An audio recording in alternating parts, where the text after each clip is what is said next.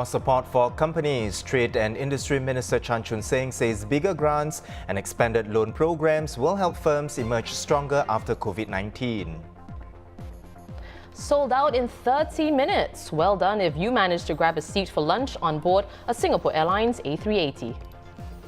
And are you sick of working from home? Well, it seems not, according to a new survey. Hello, happy Monday. You're watching The Big Story, coming to you live from the Straits Times newsroom. I'm Olivia Quay. I'm Haryanto Diman. You can subscribe to the Straits Times channel so you never miss a single episode. An update on the COVID-19 situation here. 4 new cases were confirmed today, the lowest daily count since March 4th, when 2 cases were reported. Well, today's count included 1 community case and 1 patient staying in a dormitory. The remaining 2 cases were imported. More details will be shared later tonight. The COVID-19 pandemic has affected businesses all over the country, with the retail sector being one of the hardest hit. Well, unveiled today were the government's plans to aid firms through this period, though they come with a warning that recovery for the sector will not be easy. Multimedia journalist Kimberly Zhao has more. More help for businesses to cope with the impact of the COVID crisis were announced today by Trade and Industry Minister Chan Chun Sing. Enterprise Singapore is extending or enhancing several grant and financial support measures for local firms looking to expand overseas, access working capital, or improve productivity. Emphasizing the need to change and adapt, Mr. Chan advised companies against relying purely on the old model of retail. We need to work together to help our retailers to break new ground. And by this, we mean that we must go beyond the domestic market to the regional market, leveraging on the digital initiatives to help us to reach new markets and to promote new products and services. At the same time, we must move beyond the model of just arbitrage and being a middleman. Instead, we need to focus on how we can value add to the product and services that we sell. We must also look at how design comes in to value add to the product and services that we sell. Mr. Chan was speaking at SK Jewellery Group during a visit to their facilities alongside Manpower Minister Josephine Teo, who delivered the weekly updates to jobs in Singapore. Between April and September 2020, 770 individuals have been placed into opportunities in the retail sector. This is out of 3,600 opportunities offered since April 2020. If more companies are getting back into the hiring momentum, as we hope to see with the introduction of the jobs growth incentive, then there continues to be opportunities being built up. That has to be a good thing. Retail sales was severely impacted during the circuit breaker period, falling by a record 52.1% in May as compared to last year. While the worst looks to be over for the sector, takings at the tills still declined 5.7% in August versus a year ago. Kimberly Zhao for the Straits Times.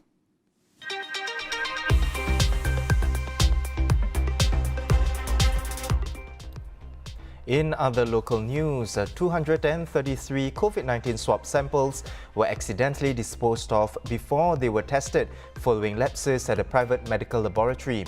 The incident happened at Quest Laboratories last Wednesday and was discovered 2 days later when clinics began contacting the lab to ask about the test results for these patients. The lab spokesman noted that no other sample batches were affected and all the samples were disposed of according to COVID-19 safety requirements. As of Sunday, the 87 affected clinics have been informed of the incident and 102 patients have been retested. The results have turned out negative. Meanwhile, investigations by the lab found 2 compliance lapses in its SOPs involving the handling and disposal of specimens. The first lab relates to the handover of specimens from the courier to the specimen reception staff. This occurred at the same time the lab staff were disposing of old specimens.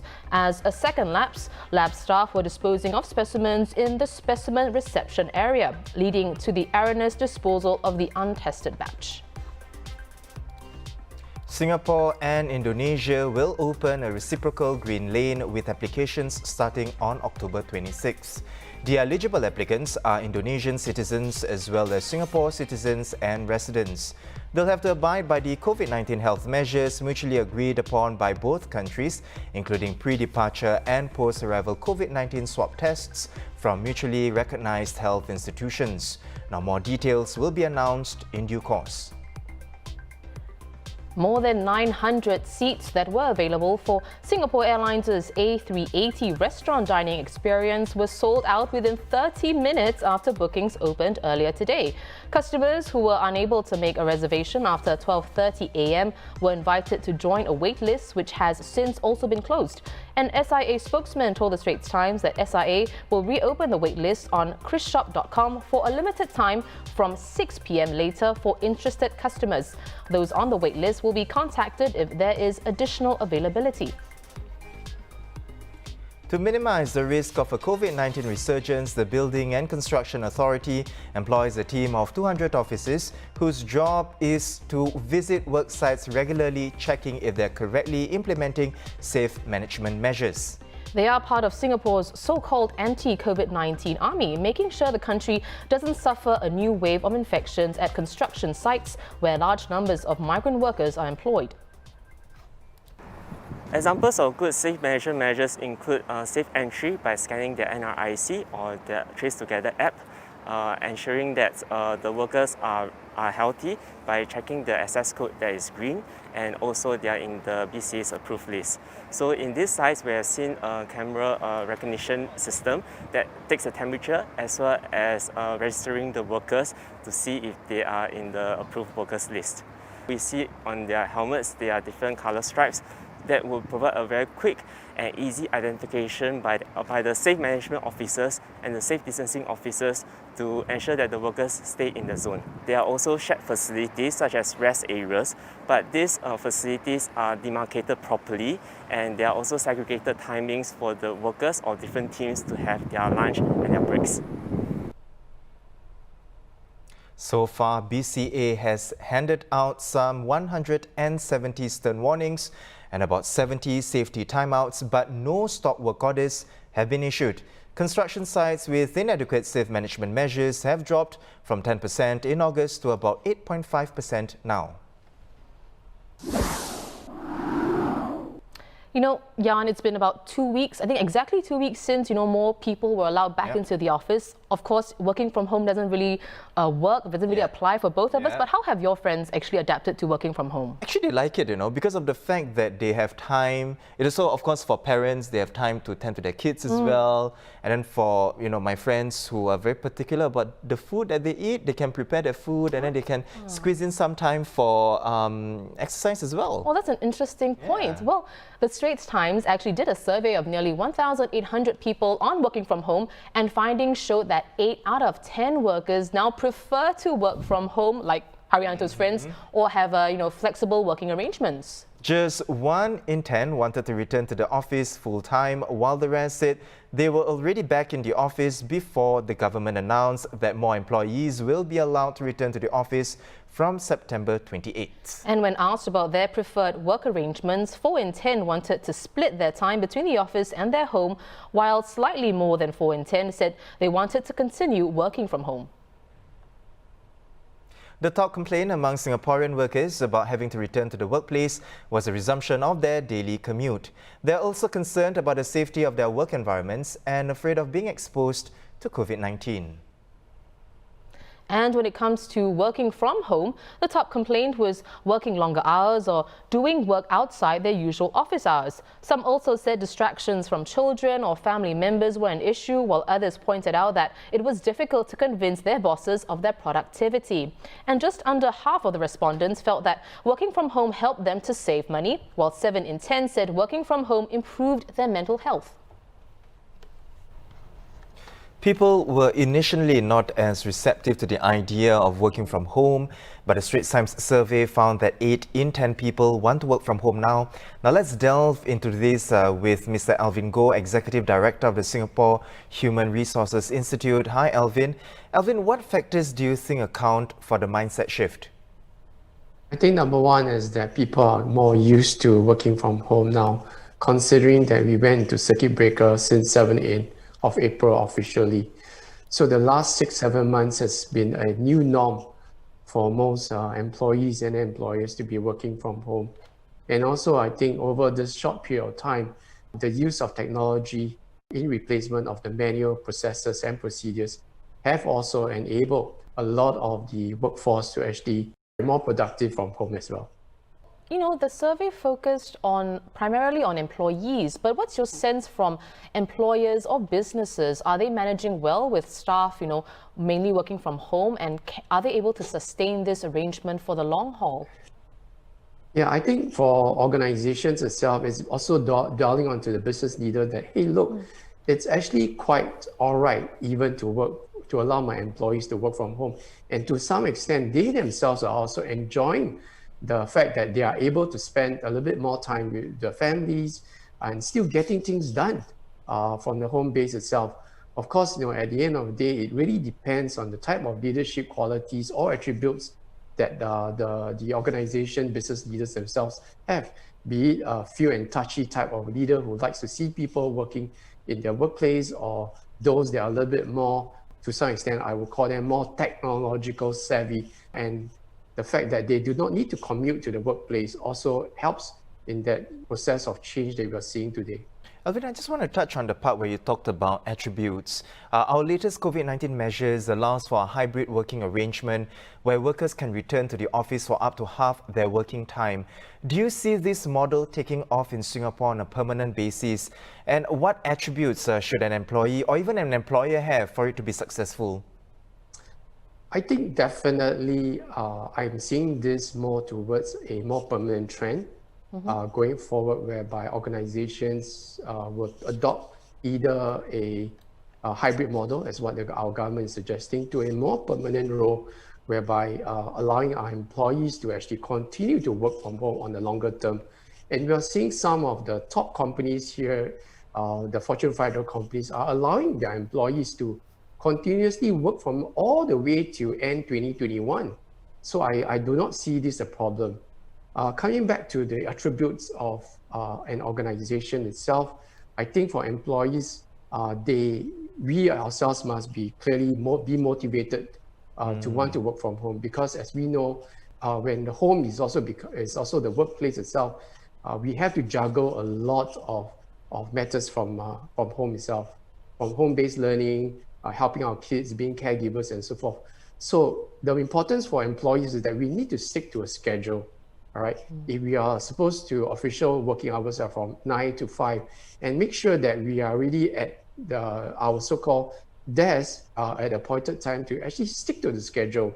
All right. And I think it takes a lot of motivation and as well discipline for employees to actually want to continue to do that, to be effective and to be productive as well.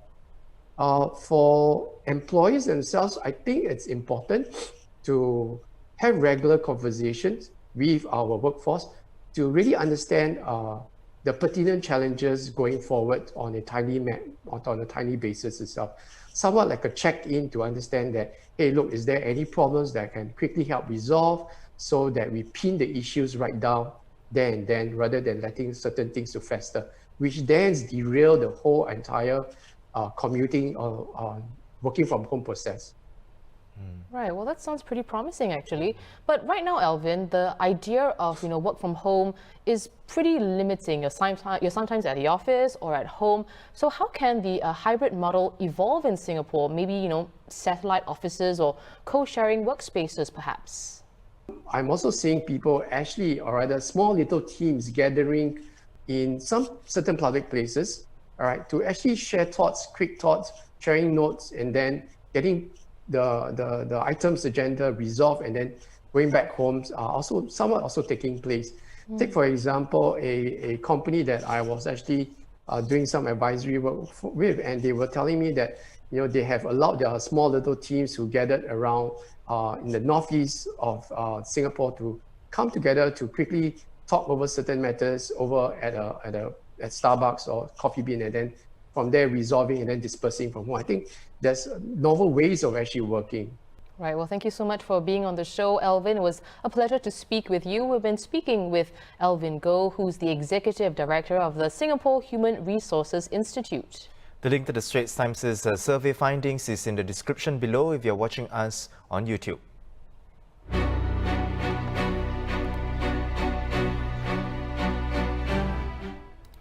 In the global headlines, Johor's Menteri Besar Hasni Muhammad said that Johor will present its case to Putrajaya to fully reopen Malaysia's border with Singapore on October 19th.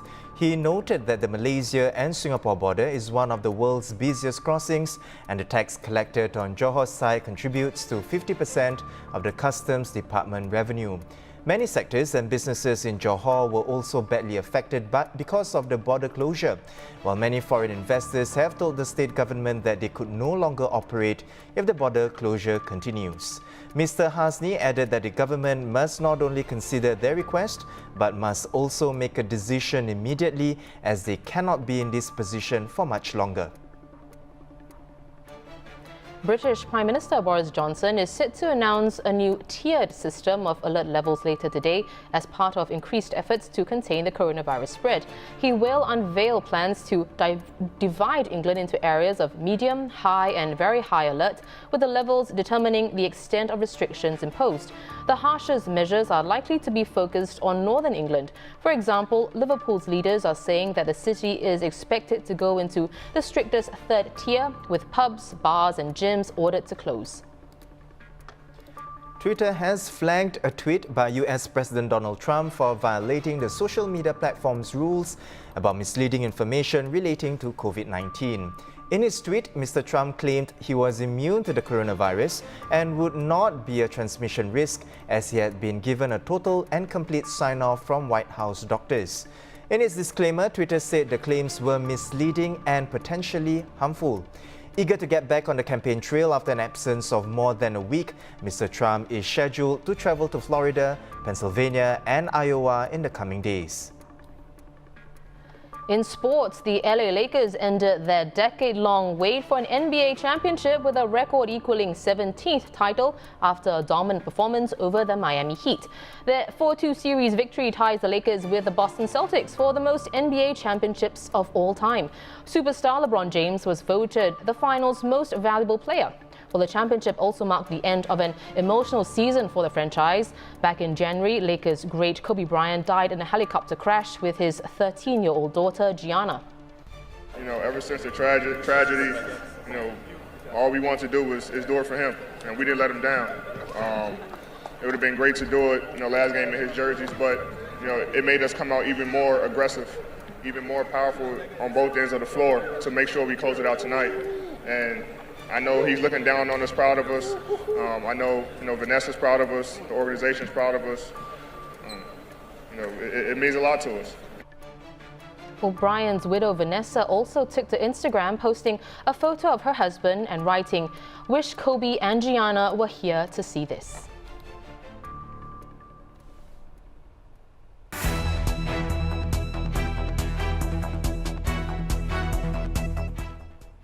In case you missed it over the weekend, Singapore's brand new Jurassic Mile officially opened on Sunday.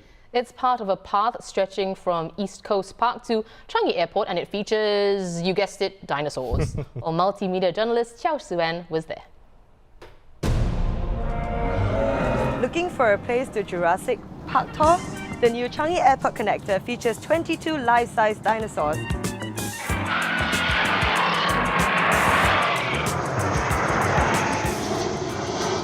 Featuring the stillbirths of modern innovation and prehistoric beasts of days gone by, Changi Airport brings together the old and the new to create an experience that's out of this world. Come with us as we tour their new Jurassic Mile. Breaking down boundaries between fantasy and reality, dinosaur lovers can now walk and cycle alongside their favorite dinosaurs at the new Changi Airport connector.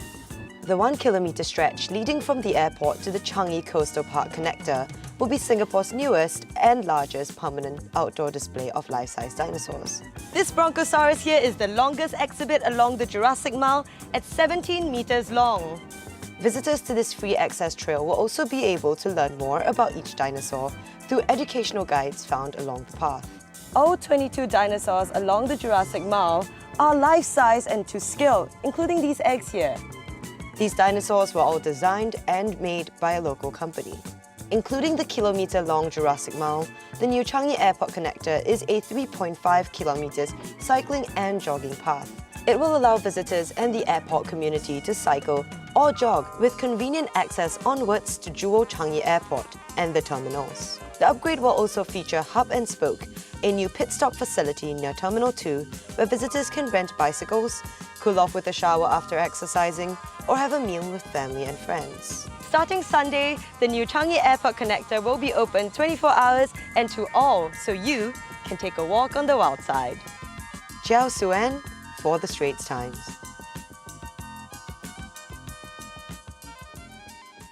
Well, if you're planning to visit the Jurassic Mile, the good news is that it's free to enter, but you must make a booking if you're going on Fridays, Saturdays and Sundays. Well, for more news and videos, visit straitstimes.com and subscribe to our YouTube channel by hitting the red button below. Once again, I'm Haryanto Diman with Olivia Quay. Join us tomorrow for more stories on A Big Story.